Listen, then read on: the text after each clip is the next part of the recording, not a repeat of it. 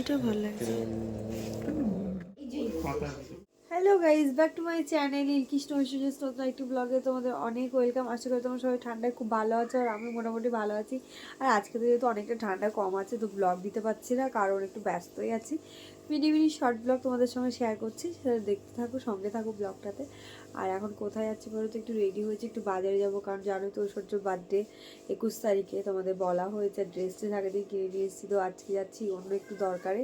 তো চলো কী কী কিনবো, কিনতেই যাচ্ছি, তো কী কী কেনাকাটা করি আজকে তোমাদের সঙ্গে ব্লগটা শেয়ার করি। তো দেখতে থাকো, সঙ্গে থাকো কী কী কিনি। তো আমরা এখন চলে এসেছি স্বর্ণকারের দোকানে, মানে সোনার দোকান যেটা অ্যাকচুয়ালি বলে। তো ওখানে এসে মেয়ের কানের দেখছিলাম। তো দেখো তোমরা বলো কোন কানেরটা বেশি ভালো লাগে। আমার এটা খুব ভালোই লেগেছিল, এটা সুন্দর লেগেছে, এটাও খুব সুন্দর লেগেছিল। আর একটা ডিজাইন তোমাদেরকে দেখাবো, ওই ডিজাইনটা কিন্তু খুবই সুন্দর। আর কি বলো তো, সোনার দোকানে যাওয়া মানে প্রচুর জিনিস পছন্দ করা, বড় ওই জন্য নিয়ে যেতে চায় না, কিন্তু আমি যাই জোর জবরদস্তি। কিন্তু এটা যেহেতু ঐশ্বর্য বার্থডে গিফট, এটা আমার গিফট নয়। তো ফাইনালি এই কানেরটা চুজ করলাম, যাতে কানে নাও লাগে আর বড় অবধি পড়তে থাকে।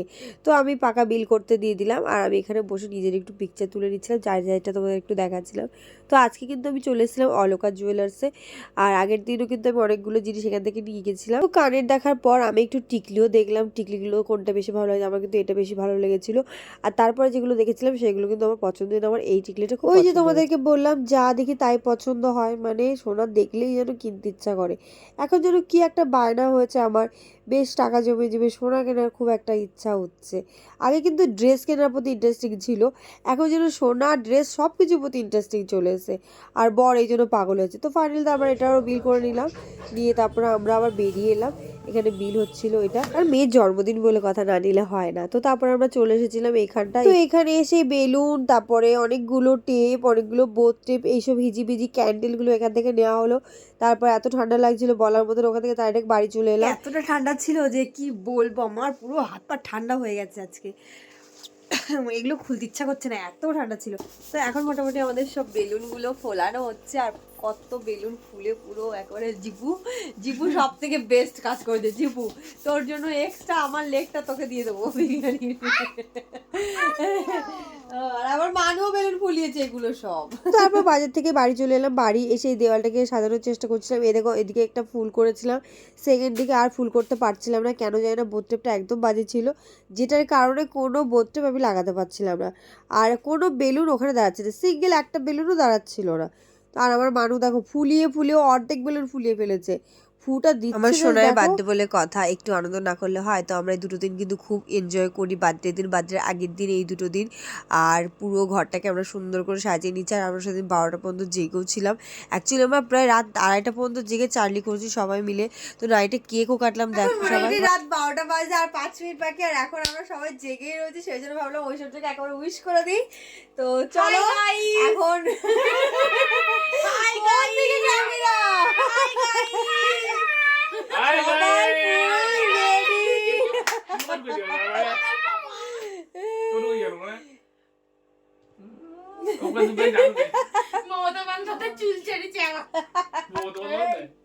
এটা রাত্রেবেলা এমার্জেন্সি কেক পেস্ট্রি।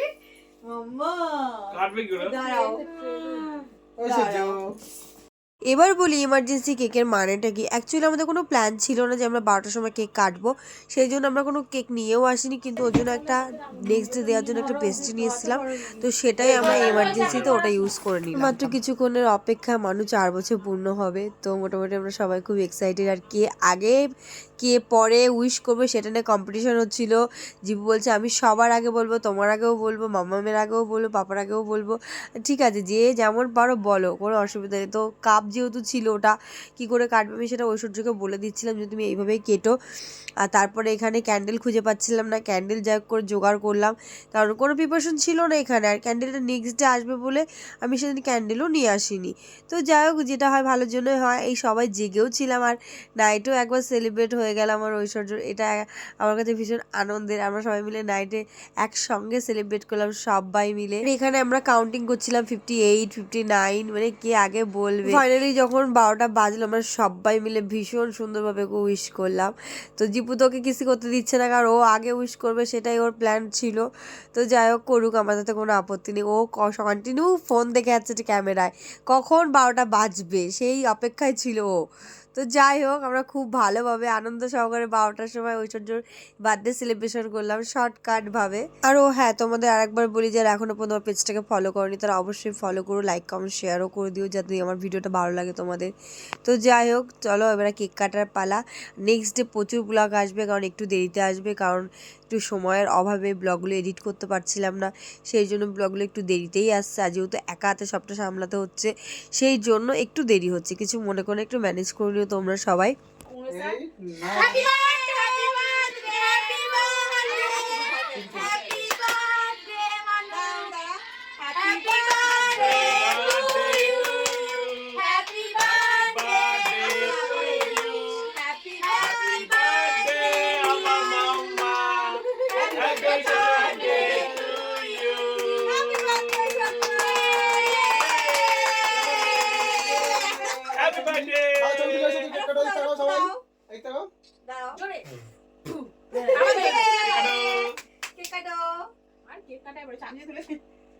ব্যাস কেটে তো দিয়েছো, আমার নিয়ে গেছে বাবা নেবা।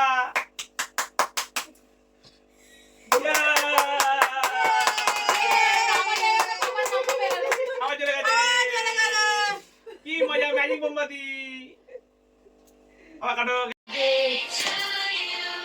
Happy birthday to you dear Aishwarya, happy birthday to you. Magic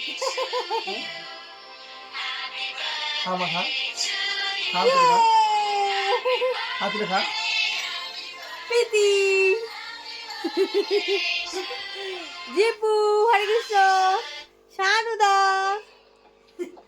তো আমরা মোটামুটি এখন এই কজন মিলেই বার্থডে সেলিব্রেশন করলাম। আর তোমাদের কেমন লাগলো সেটা অবশ্যই কিন্তু কমেন্টে জানিও।